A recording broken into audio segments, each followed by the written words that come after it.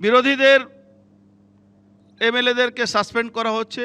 এবার অনেকে প্রশ্ন করবেন দিল্লিতেও সাসপেন্ড করা হয়, কিন্তু একটা কথা বলুন তো, দিল্লিতে সাসপেন্ড করা হয় তার জন্য পশ্চিমবাংলা সেই আলোচনাটা হবে কেন? দিল্লি আলোচনা দিল্লিতে হবে।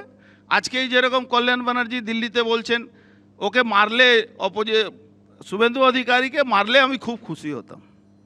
একটা সাংসদ, 4 বারের সাংসদ এই কথাটা বলছেন, মারলে খুব খুশি হতাম।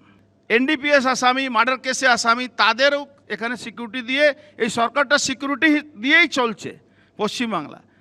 এখন যখন দেখা যাচ্ছে বিরোধী দলের যারা এমএলএরা আছেন কোনো সিকিউরিটি পাচ্ছেন না, কেন্দ্রীয় সরকার আইবি রিপোর্ট অনুযায়ী তাদেরকে সিকিউরিটি দিচ্ছে।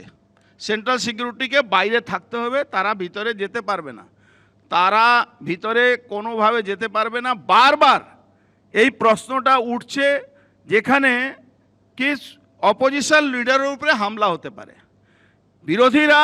বিরোধী এমএলএদের উপরে হামলা হতে পারে।